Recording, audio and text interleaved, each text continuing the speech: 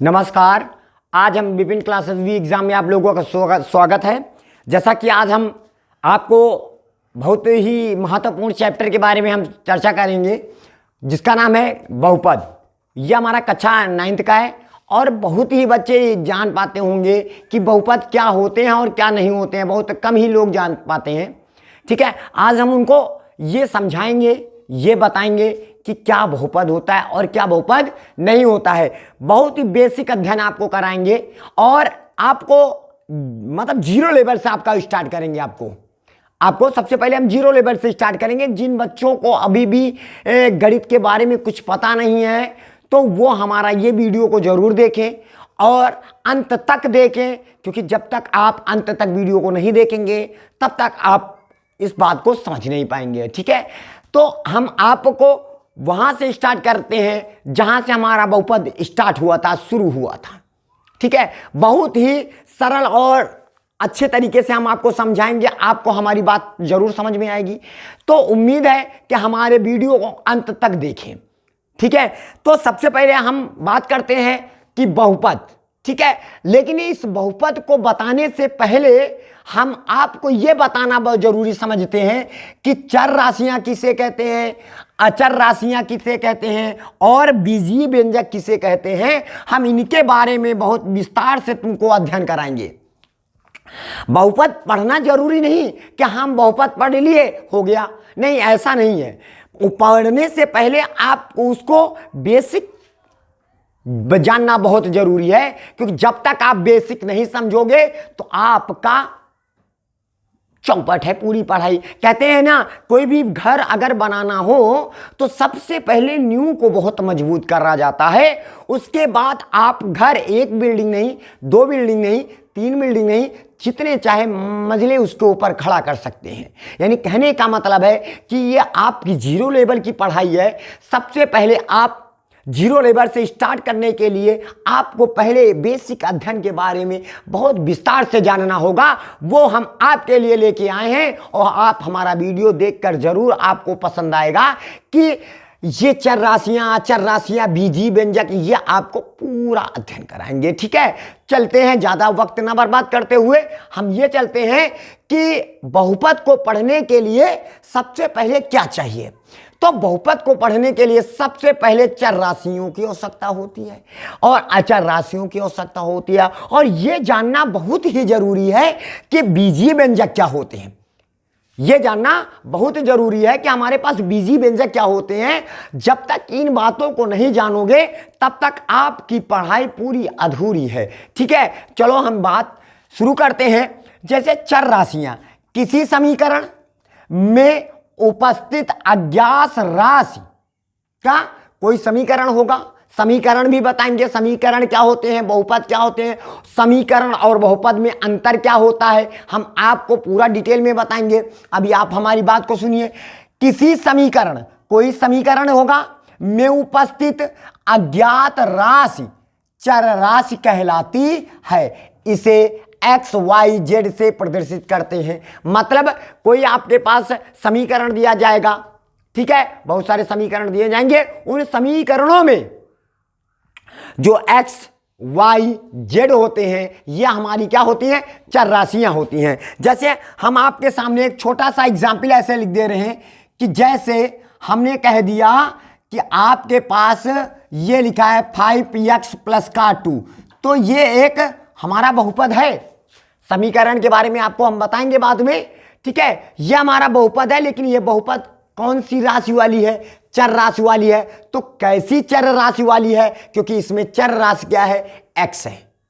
क्या है, एक्स है। जैसे दूसरा एग्जाम्पल हम लेते हैं, जैसे हमने कह दिया 3x² प्लस का 5x, हमने माइनस का 2 ले लिया। ठीक है, तो यहां पे जो चर राशि है वो क्या है, एक्स है। क्या है, एक्स है। अगर हम एक्स के स्थान पर हम यहां पे क्या कर देते हैं, वाई कर देते हैं। क्या कर दिया, वाई कर दिया, तो हमारा ये एक बहुपद होगा। अभी बताएंगे कि क्या बहुपद होते हैं। तो हमारा ये जो दिया गया, ठीक है, ये जो दिया गया बीजीय व्यंजक है, ये क्या होता है, हमारे वाई चरपदी है, यानी चर राशि इसमें क्या है, वाई है। यानी ऐसा समीकरण जिसमें एक्स वाई जेड होते हैं, तो वो हमारी एक्स वाई जेड हमारी कैसी राशियां होती हैं? चर राशियां होती हैं। कैसी राशियां होती हैं? चर राशियां होती हैं। जैसे आपके पास बहुत सारे समीकरण दे दिए जाएंगे, जैसे हमने कह दिया कि 5x माई स्क्वायर माइनस का 2, तो ये हमारा क्या है? इसमें आपसे पूछा जाए इसमें चर राशि क्या है, तो इसमें आपका चर राशि है x है। अगर आपको दे दिया जाए 3z स्क्वायर प्लस का 5z माइनस का 2 दे दिया जाए, तो समझ लीजिए इसमें चर राशि क्या है? इसमें चर राशि आपकी z है। बता रही समझ में? तो चर राशियां समझ गए होंगे। किसी समीकरण में उपस्थित अज्ञात राशि क्या कहलाती है? चर राशि कहलाती है। इसे एक्स वाई जेड से प्रदर्शित करते हैं। बता रही समझ में? तो ये हमारी क्या हुई? चर राशियां हो गई। अब आते हैं आपके पास अचर राशियों के बारे में। किसके बारे में हम चर्चा करेंगे? अचर राशियों के बारे में हम चर्चा करेंगे। तो अचर राशियां क्या होती हैं? आप सुनिए। ऐसा देखो इधर यहां पे लिखा है, किसी समीकरण में उपस्थित ज्ञात, अज्ञात और ज्ञात में अंतर आप समझ लीजिए कि अज्ञात क्या है और ज्ञात क्या है। अज्ञात का मतलब है कि एक्स वाई जेड कुछ भी हो सकता है। ज्ञात का मतलब होता है जैसे इसके ज्ञात में 5, 10, 15, 20, 25 कितने, तो ये सभी हमारे पास ज्ञात राशियां हो सकती हैं, यानी प्राकृतिक नंबर, या कह लीजिए कि आपके पूर्णांक कह दीजिए, या कह दीजिए वास्तविक संख्याएं कह दीजिए। ठीक है, आप हमारे वीडियो को, और एक वीडियो हमारा पढ़ा हुआ है, उसमें आपको बताया गया है कि प्राकृतिक संख्याएं, वास्तविक संख्याएं, ये सभी संख्याएं वास्तविक संख्याएं, सम संख्याएं, अभाज्य संख्याएं, परिमेय संख्याएं, अपरिमेय संख्याएं, राशियां किसे कहते हैं।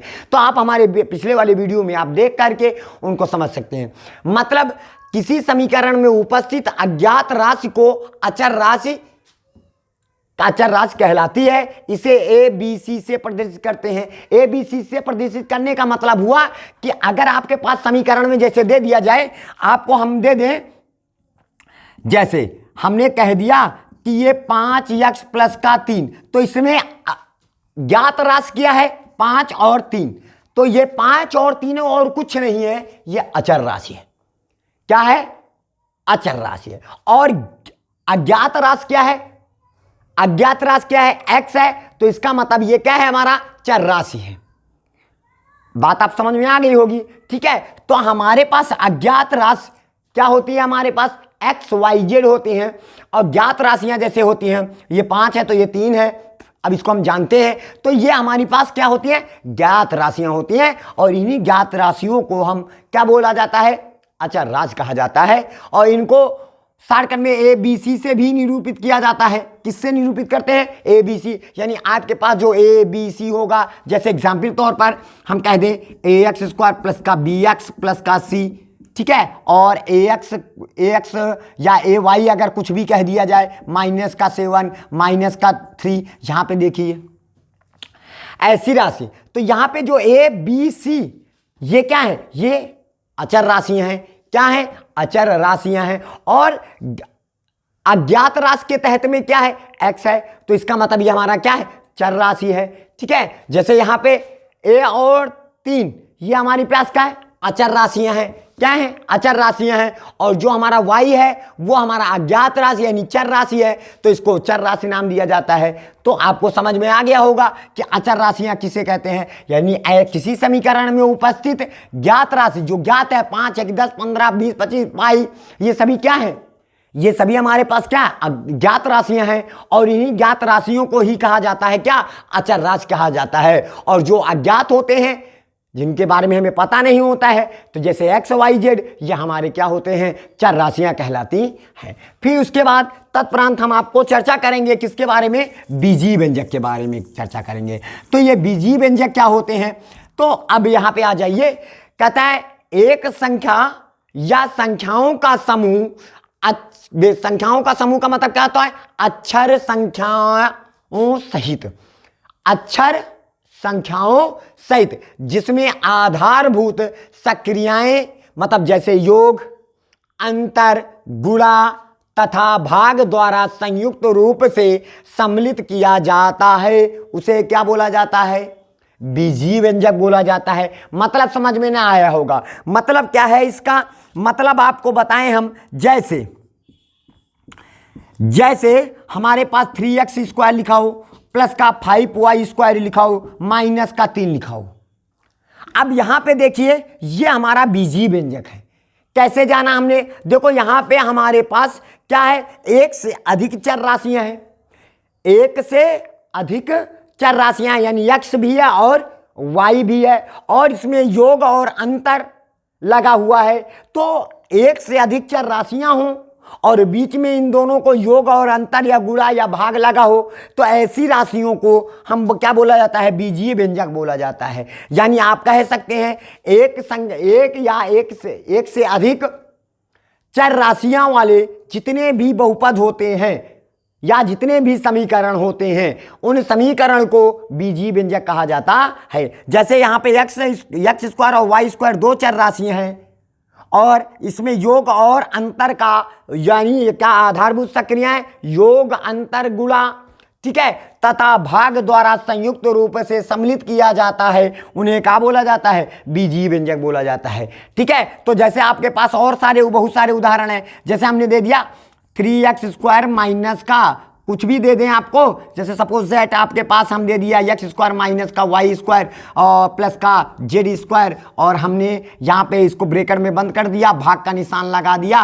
और x माइनस का y प्लस का z हमने इससे भाग कर दिया। यहाँ पे देखिए अब हमने क्या लिखा है, योग अंतर भाग लगा दिया है।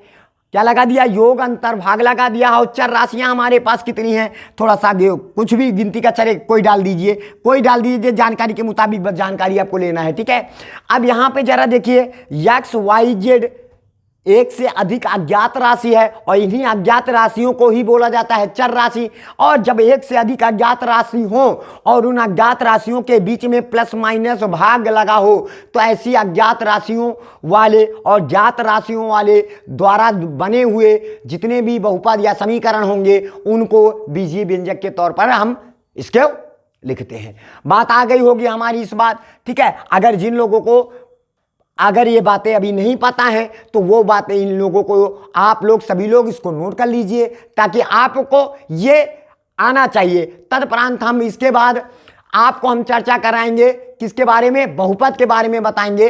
तो आपको चर राशियां, अचर राशियां और बीजीय व्यंजक के बारे में पूरा पता हो गया होगा कि क्या हमारे पास चर राशियां किसी समीकरण में उपस्थित अज्ञात राशि चर राशि कहलाती है, और अज्ञात राशि समझ गए होंगे x y z को माना जाता है।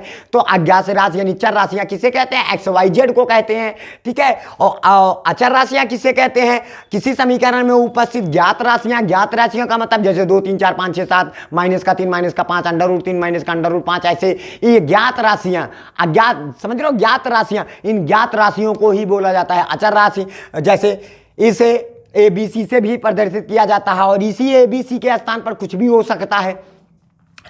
बीजीय व्यंजक क्या होता है, एक संख्या या संख्याओं का समूह अक्षर संख्याओं सहित जिसमें आधारभूत सक्रियाओं, योग, अंतर, गुणा तथा भाग द्वारा संयुक्त रूप से सम्मिलित किया जाता है, उसे क्या बोला जाता है, बीजीय व्यंजक कहा जाता है। तो ये आपको हमने एग्जाम्पल दिए हैं। यदि एक से अधिक चर राशियां हों और उन्हीं चर राशियां को क्या बोला जाता है, अज्ञात राशियां कहा जाता है, और उनके बीच में योग और अंतर। और यह देख लीजिए चर राशियां हमारे पास कितनी है, x y z है और उनके बीच में योग और अंतर लगा है, बीच में भाग लगा है। तो इन अज्ञात राशियों द्वारा जो समीकरण बना हमारे पास, ये जो बहुपद है, ये हमें इन्हीं को क्या बोला जाता है, बीजीय व्यंजक कहा जाता है। अब हम चलते हैं, चर्चा करेंगे किसके बारे में, बहुपद के बारे में चर्चा करते हैं। ठीक है, तो अब हम बहुपद के बारे में चर्चा करेंगे। ठीक है, तो बहुपद हमारा क्या होता है कि px का मतलब होता है पॉलीमियल्स, p का मतलब होता है पॉलीमियल्स, और जो पॉलीमियल्स होना चाहिए वो जैसे यहाँ पे x लिखा है तो इसका मतलब वो x चरपदी होना चाहिए, y लिखा है तो इसका मतलब y चरपदी होना चाहिए, z लिखा है इसका मतलब z चरपदी होना चाहिए। जहाँ ये हमारा पास क्या है, ये हमारा कोई एक बहुपद है जहाँ A0 A1 A2 and so on AN वास्तविक संख्याएं। वास्तविक संख्याएं क्या होती हैं? परिमेय तथा अपरिमेय संख्याओं से बनी संख्याओं को क्या बोला जाता है? वास्तविक संख्याएं कहते हैं, जिसको हम रात क्या बोलते हैं? रियल नंबर बोला जाता है। क्या बोला जाता है? रियल नंबर बोला जाता है। तो AN नॉट इक्वल टू 0, इसका मान कभी भी 0 नहीं होना चाहिए। क्या कहलाता है? बहुपद कहलाता है। कोई बात नहीं, आपको समझ में नहीं आया होगा, हम आपको शॉर्टकट बताते हैं। यानी आप सीधी सरल भाषा में कह दीजिए कि ऐसा बहुपद जहां पर चर राशियां क्या कहलाती हैं? देखो हमारी बात सुनिए सब लोग ध्यान से। चर है, चर की घात कभी भी माइनस में नहीं होनी चाहिए, ऋणात्मक नहीं होनी चाहिए। जैसे आप लोग बताए, अभी जस्ट बताया है चर राशियां किसे कहते हैं। जैसे हमारे पास चर राशियां एक्स वाई जेड, ये हमारी क्या होती हैं? चर राशियां। यानी अज्ञात राशियों को क्या बोला जाता है? चर राशियां। यानी चर की घात, चर के यहां पे कुछ भी हो सकता है, एक्स भी हो सकता है, वाई भी हो सकता है, जेड भी हो सकता है। तो चर की घात कभी भी ऋणात्मक नहीं होना चाहिए। चर में कभी अंडर रूट नहीं लगा होना चाहिए। अगर लगा भी है, अगर हटा सकते हो, उसको सॉल्व करके हटाया जा सकता है तो समझ लेते हो, तब तो वो आपको हम अभी बता रहे हैं। ठीक है, अभी हम आपको पूरी जानकारी देंगे। और चर की घात कभी परिमेय संख्या नहीं होनी चाहिए, परिमेय संख्या नहीं होनी चाहिए। घात क्या होनी चाहिए? परिमेय संख्या नहीं होनी चाहिए। परिमेय संख्या का मतलब होता है कि इसका मतलब है 1/3, 3/5, 7/2, ऐसे नहीं होना चाहिए। ठीक है, और चर हमारा कभी भी बटे में नहीं होना चाहिए। अगर ये सभी चीजें आपको किसी भी समय, किसी भी कहीं पर भी आपके पास दिखाई पड़ता है, यानी किसी भी बहुपद में दिखाई पड़ता है, तो वो समझ लिए आपका बहुपद नहीं है। तो जैसे हम आपको दे दें, आपसे हमने कह दिया कि बताइए कि ये बहुपद है कि नहीं है आपका। जैसे आपसे कहें 3x² प्लस का 5x माइनस का 3, तो ये एक बहुपद है। क्यों? क्योंकि यहां पे जो हमारा जो बहुपद लिखा हुआ है, क्या लिखा हुआ? जो बहुपद लिखा है, यानी px जो लिखा है, px का मतलब समझ गए होंगे, p का मतलब होता है पॉलीमेर्स, x का मतलब होता है ये जो पॉलीमेर्स है, ये जो बहुपद है वो x टर्म में है। ठीक है, ये हमारे पास ये बहुपद है, इसी वजह से इसको बोला गया p बराबर मतलब पॉलीमेर्स है, बराबर आगे लिखा हुआ है, तो ये बहुपद है। अगर p बराबर लिखा है तो समझ लीजिए कि बहुपद है। बात आ रही समझ में? लेकिन अगर हम आपसे ये पूछें कि ये बताइए कि ये बहुपद है कि नहीं है, अगर हम ये पूछें आपसे कि बताइए दिया हुआ बीजीय व्यंजक बहुपद है कि नहीं है, तो आपको बताना होगा कि यहां पे तो चर राशि हमारे पास क्या है? x है, और x की घात ना तो कहीं ऋणात्मक दिखाई पड़ रही है, ना तो x कहीं अंडर रूट में दिखाई पड़ रहा है, ना तो x की घात कोई परिमेय संख्या के रूप में दिखाई पड़ रही है, 1/3, 2/3, 3/5 ऐसे दिखाई पड़ रहे हैं, और ना कोई चर राशि हमको बटे में दिखाई पड़ रही है। ऐसी स्थिति हमें दिखाई नहीं पड़ रही है, तो इसका मतलब ये हमारा क्या है? बहुपद है। जैसे हम आपसे कह दें कि √x माइनस का 3, तो ये बताइए कि क्या बहुपद है? तो ये बहुपद नहीं है। क्यों? क्योंकि यहां पे जो हमारे पास चर राशि है, उस चर राशि में क्या लगी हुई है? अंडर रूट लगा है, या घनमूल लग जाए। क्या लग जाए? घनमूल भी लग जाए, चतुर्थमूल भी लग जाए, पंचमूल भी लग जाए, तो ये सभी हमारे क्या बहुपद नहीं होते हैं। बात आ रही समझ में? जैसे हम आपसे कह दें कि यहां पे x की घात 2 है, लेकिन यहां पे हमने 3 लगा दिया, और प्लस का हमने 5x लिख दिया, माइनस का 2 लिख दिया। ठीक है, तो आपसे पूछे ये बताइए बहुपद है कि नहीं है। आपको ये पता होगा कि अंडर रूट लगा होता है तो इसका मतलब ये होता है इसकी पावर 1/2, और अगर घनमूल लगा होता है तो इसका मतलब है होता है उसकी पावर 1/3 जिस पर लगा होता है। जैसे चतुर्थ मूल लगा होता है तो इसका मतलब उसकी पावर 1/4, पंचमूल लगा होता है तो उसका मतलब होता है उसकी पावर 1/5। ये सभी हमारे पास लगे हुए होते हैं। अब बताइए कि यहाँ पे जरा देखिए क्या लगा हुआ, घनमूल लगा है, तो आप इसको ऐसे भी लिख सकते हो ना, यक्ष लिखिए, 2 लिखा है, 2 लिखा दीजिए। और घनमूल का मतलब क्या होता है, अभी क्या बताया है, पावर 1/3 होना। अब प्लस का क्या हो जाएगा, 5x हो जाएगा, माइनस का 2 एक नाम 2, यक्ष की पावर क्या हो जाएगा, 2/3 हो जाएगा, प्लस का 5x हो जाएगा, माइनस का 2 हो जाएगा। तो जरा बताइए कि यहाँ पे जो हमारा चर राशि है, तो चर राशि की घात क्या है, कोई परिमेय संख्या है कि नहीं है, तो 2/3 है। ऐसे लगाओ तो समझ लीजिए कि ये हमारा बहुपद नहीं है। समझ गए होगे कि हमारे पास जहां पर चर राशियों की घात निगेटिव, चर राशि हमारा अंडर रूट में या करणी में हो, क्या कह सकते हैं, करणी में हो, ठीक है, यानी घनमूल लगाओ, चतुर्थ मूल लगाओ, पंचमूल लगाओ, ऐसी स्थितियां लगी हो, ठीक है, और यह चर राशि की घात 1/2, 3/5, 7/2 ऐसी लगी हो, या 1/4 4 बटे में होना चाहिए, तो हमारी ये क्या होती हैं, ये बहुपद नहीं होते हैं। अगर ये सभी चीजें नहीं लगी हैं उसमें तो समझ लीजिए वो बहुपद है। हम आपसे पूछते हैं, चलिए आप बताइए कि हमारे पास ये दिया गया जो भी जी व्यंजक है वो बहुपद है कि नहीं है। जरा देखिए, अब हम आते हैं, जैसे पहला हम आपको पूछते हैं कि 3x² माइनस का 2x सपोज दैट हमने आपको दे दिया, √2x प्लस का 1 दे दिया, तो बताओ दिया हुआ व्यंजक क्या हमारा बहुपद है कि नहीं है। तो आपका यहीं से पढ़ के देखो, ये तो हमारा चर राशि है और x चर राशि है, कौन सी, x चरपदी है। अगर x चरपदी है तो इसका मतलब है कि x की घात 2, तो चलो ठीक है, यहां पे देखिए x के ऊपर अंडर रूट लगा हुआ है, तो इसका मतलब ये हमारा क्या है, बहुपद नहीं है। आपको ये ज्ञात राशियों से कोई मतलब नहीं, अचर राशियों से कोई लेना देना नहीं है, आपको सिर्फ अपने चर राशियों से ही मतलब है। यानी उस चर राशि की घात कभी भी निगेटिव नहीं होना चाहिए, कभी भी अंडर रूट में नहीं होना चाहिए, कभी भी उसकी घात 1/3, 3/5, 7/2 ऐसे नहीं होना चाहिए, और चर राशि हमारी बटे में नहीं होनी चाहिए।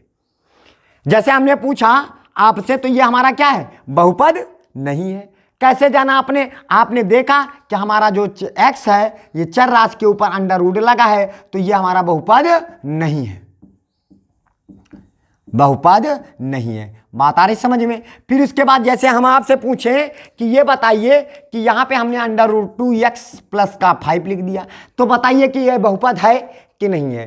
तो बहुत लड़कों का जवाब आया होगा नहीं है। क्यों जानते हो, क्योंकि वो लड़के अंडर रूट पर इस पर फोकस कर लिए और ये नहीं देख रहे हैं कि ये हमारी अंडर रूट किसके ऊपर लगा हुआ है। ये हमारी अंडर रूट ज्ञात चर राशि, ज्ञात राशि के ऊपर लगी है, और ज्ञात राशियों को अचर राशि बोला जाता है, और अचर राशि से हमारा कोई लेना देना नहीं, हमें अपने चर राशि से सिर्फ लेना देना है। हमने क्या लिखा है, चर की घात निगेटिव नहीं होनी चाहिए, चर अंडर रूट में नहीं होना चाहिए, चर की घात 1/2, 2/3, 3/5, 5/7 ऐसे नहीं होना चाहिए, और चर राशि हमारी बटे में नहीं होना चाहिए। तो समझ लीजिए कि वो हमारा बहुपद नहीं है। आप बताइए ये बहुपद है कि नहीं है।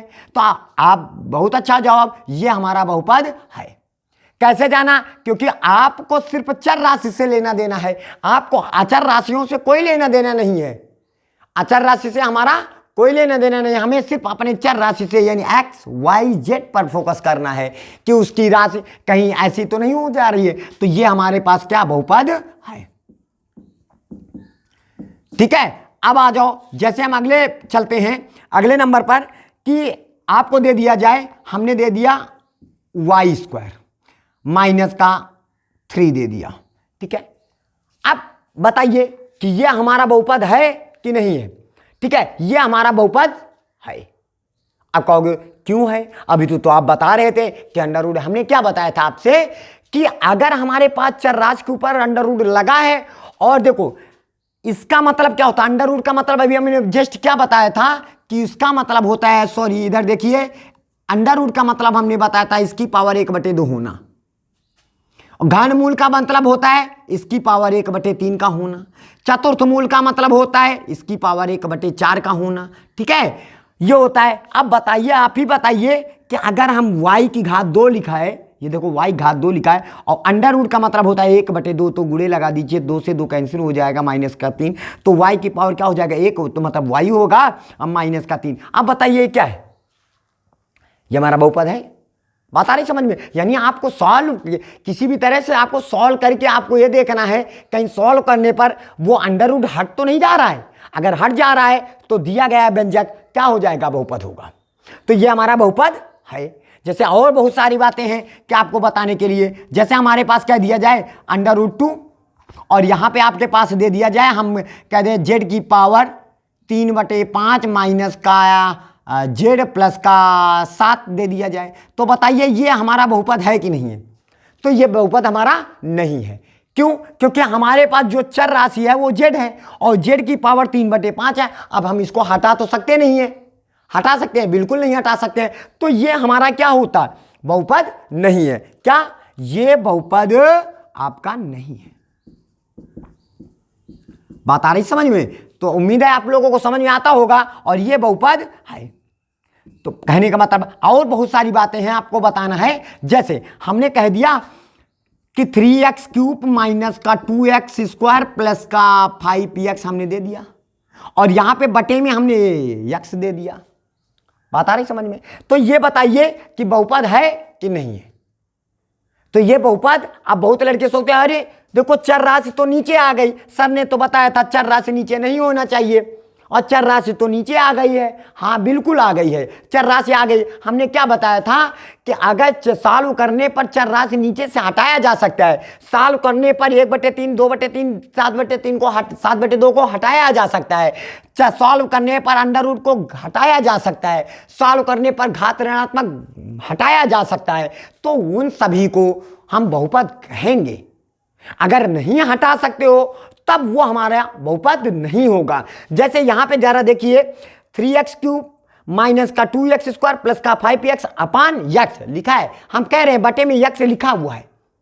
जब बटे में x लिखा है और देखो हमारे पास ऊपर कितने पद हैं, बीच में प्लस और माइनस को अभी हम आपको बताएंगे कि हमारे पास पद क्या होते हैं। आपको बहुत डिटेल में समझाएंगे कि हमारे पास पद क्या होते हैं। जैसे बीच में एक पद, बीच में प्लस और माइनस अगर कहीं पर लग जाता है और वो व्यंजक हमारी तरह से अलग हो जाता है तो वहां पे पद बढ़ जाते हैं। जैसे हमने 3x³ पढ़ा, बीच में माइनस लग गया तो ये दूसरा पद हो गया, बीच में प्लस लग गया तो ये तीसरा पद हो गया। क्या पद है हमारे पास? 3 पद है। इन तीनों पदों के पास ऐसा कौन सी संख्या है या कौन सी चर राशि है या कौन सी अज्ञात राशि है या कौन सी ज्ञात राशि है जो इन सभी के पास से कॉमन है, जो सबके पास है, यानी तीनों पदों के पास है? वो है हमारा क्या? x। जरा देखिए x की पावर 3, x की घात 2 और x² x लिखा है।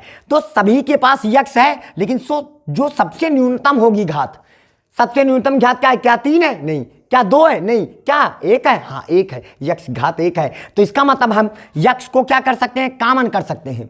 x को कॉमन कर लेंगे और जैसे हम x को कॉमन करेंगे, जैसे हम x को कॉमन करेंगे तो हमारे पास 3x² हो जाएगा, क्योंकि इसके पास x की पावर 3 था, 1 निकाल लिया तो x घात 2 बच गए। माइनस का 2x हो जाएगा, इसके पास x घात 2 था, 1 निकाल लिया तो x बच जाएगा, 2x हो जाएगा। प्लस का क्या हो जाएगा? 5 और बटे हमारे पास x। इस x को x से काट देंगे तो हमारे पास 3x² माइनस का 2x प्लस का हो जाएगा 5। अब बताइए, अब बटे में कहीं x रह गया? नहीं रह गया। तो इसका मतलब ये हमारा क्या है? बहुपद है। बात आ रही समझ में? तो मतलब आपको बहुत डिटेल में समझना होगा कि बहुपद क्या होते हैं और बहुपद क्या नहीं होते हैं। तो इनको और अब बेसिक बहुत मतलब आपको जानना होगा कि हमारे पास क्या बहुपद होते हैं, क्या नहीं होते हैं। जल्दबाजी में कोई काम नहीं किया जाता है, क्योंकि जल्दबाजी में उठाया गया काम सदैव गलत होता है।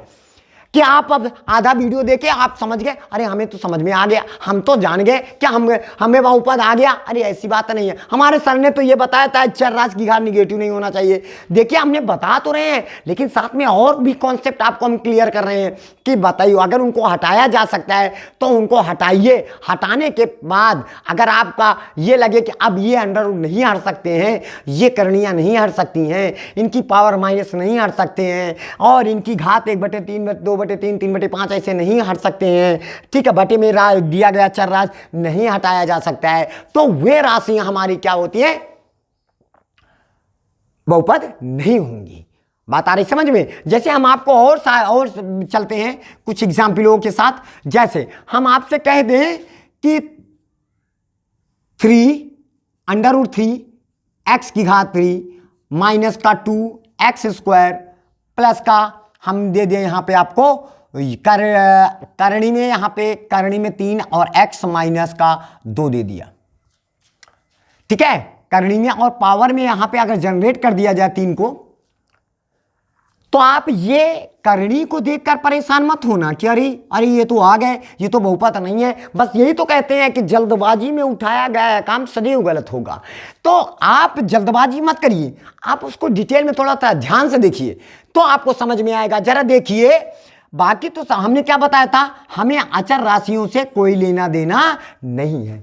हमें अचर राशियां क्या हैं क्या नहीं है, जैसे यहाँ पे अगर सपोज दैट आपके पास हमने दे दिया 2/5 दे देते, कोई दिक्कत नहीं। आप हमने क्या बताया, हमको अचर राशियों से कोई लेना देना नहीं है। अचर राशि कैसी है कैसी नहीं है हमें कुछ नहीं करना है, हमको उनको देखना नहीं है, हमें अपने चर राशियों को ही देखना है। हमें किसको देखना है, जैसे √2y² आ जाए, माइनस का 7/5 y आ जाए, माइनस का √y आ जाए, माइनस का प्लस का 1 आ जाए, ऐसे दिखाई पड़ रहा है। हमें क्या है, अचर राशियों, जैसे यहाँ पे माइनस सपोज दैट हमने 3/5 दे दिया, कुछ भी दे दें। हमने क्या बताया आपको, हमें अपने अचर राशियों से कोई लेना देना नहीं, हमें सिर्फ फोकस करना है अपने चर राशियों को। किसको फोकस करना है, चर राशियों को। अब जरा बताइए कि हमारे पास x की पावर 3, चलो ठीक है, x की पावर देखो ना तो घात माइनस में है, माइनस में घात तो है नहीं, तो इसका मतलब हमारे पास ये बहुपद अभी तो आगे और देखो माइनस में नहीं है, ठीक है। और कहीं अंडर रूट में है तो अंडर रूट को देखा कि हाँ ये देखो लगा है, लेकिन आप यहाँ पे देखिए घनमूल लगा है तो यहाँ पे घन लगा हुआ है।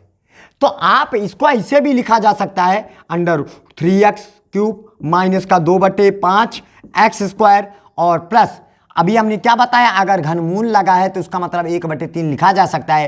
क्या हम x की पावर 3 ये तो पहले से लिखा था, और इसको हटा देंगे तो क्या गुणे में 1/3 नहीं लिखा जा सकता है, 3 से 3 कट जाएगा, माइनस का 2, तो हमारे पास आएगा क्या, √3x³ हो जाएगा, ठीक है, और माइनस का 2/5 x² हो जाएगा, प्लस का हो जाएगा x हो जाएगा, माइनस का 2 हो जाएगा। तो बताइए अब कहां पर तुमको दिखाई पड़ रहा है, कहीं तो दिखाई नहीं पड़ रहा है, अंडर रूट कहीं दिखाई पड़ रहा है, किसी चर की घात माइनस में दिखाई दे पड़ रही है, कोई चर राशि बटे में है नहीं है, और कोई चर राशि की घात 2/3 3/5 4/5 है। तो ये समझ लीजिए अगर नहीं दिखाई पड़ रही है तो इसका मतलब ये हमारा बहुपद है, ठीक है, बहुपद है।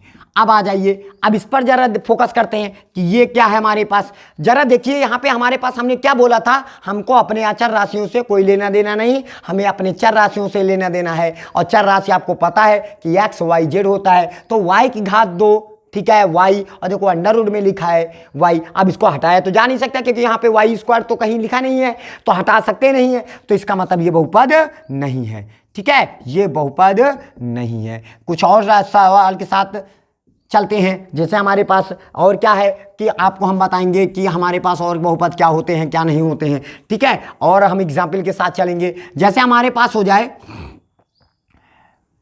x की घात माइनस का 1 प्लस का 2x माइनस का 3। अब ये बताना है ये बहुपद है कि नहीं है। जरा देखिए इसकी घात ऋणात्मक है, जब ऋणात्मक है, किसी भी घात ऋणात्मक है तो हम क्या कर सकते हैं, ज्यादा ज्यादा क्या कुछ कर सकते हैं, ज्यादा ज्यादा करना होगा तो आपको इसकी घात ऋणात्मक है तो इसको बटे में कर दोगे, इसकी घात धनात्मक बन जाएगी, और धनात्मक जैसे बनेंगे प्लस का हो जाएगा 2x माइनस का 3। सावन का महीना चल रहा है, झूला झूला दो, झूला झूलाएंगे तो 1 प्लस का क्या हो जाएगा, ये x जाएगा झूला झूलेगा, इसकी पावर 1 है, गुणे में घातें क्या हो जाती जुड़ जाती हैं, तो x² माइनस का हो जाएगा, फिर झूला झूलेगा, इसके पास 3 के पास जाएगा, x हो जाएगा पूरे के बटे x। देखो बटे में x आ गया। अब ऊपर से तो कॉमन तो है नहीं कि कॉमन करके हम x को हटाया जा सकता है, तो इसका मतलब ये हमारा बहुपद नहीं है। बात आ रही समझ में, ठीक है, ये हमारा बहुपद नहीं है, बहुपद नहीं है। उम्मीद है कि आप लोगों को हमारा ये वीडियो जरूर समझ में आया होगा और आप पूरी तरह से समझ चुके होंगे कि क्या बहुपद होते हैं क्या बहुपद नहीं होते हैं। यानी जिन चर राशियों की घात माइनस में और अंडर रूट में, करणी में, कह लो कि करणी में, और चर राशि की घात 1/3 3/5 5/7 और ये चर हमारा बटे में होता है, ठीक है। तो ऐसे अगर हमारे पास कहीं भी कोई चीज़ दिखाई पड़ती है चर राशि के तहत तो हमारे बहुपद नहीं होते हैं। अगर ये चीज़ें नहीं दिखाई पड़ रही हैं तो समझ लीजिए कि हमारा ये बहुपद है। तो उम्मीद है कि हमारा ये वीडियो आप लोगों को बहुत समझ में आया होगा। आप पूरी तरह से जान चुके होंगे कि क्या होते हैं चर राशियां, क्या होती हैं अचर राशियां, क्या होते हैं बीजीय व्यंजक और क्या होता है हमारा बहुपद। तो इस बहुपद, इन सभी चीज़ों को आपको बेसिक अध्ययन समझ में आया होगा। अब हम अगले वीडियो में आपको हम चर्चा करेंगे कि एक पदीय, द्विपदीय, त्रिपदीय, ठीक है, ये व्यंजकों के बारे में बताएंगे क्या होते हैं, ठीक है। और आप हमारे वीडियो को अगर सब्सक्राइब नहीं किए हो तो आप सब्सक्राइब करिए, लाइक करिए, बेल आइकन का बटन दबाना मत भूलिए, ठीक है, ताकि जितने भी ज़्यादा से ज़्यादा वीडियो हो सके आप लोगों तक पहुंचाया जा सके। आपका बेस बहुत ही कमज़ोर है, हम आपको बेस से लेके चलेंगे, ठीक है। जय हिंद, जय भारत।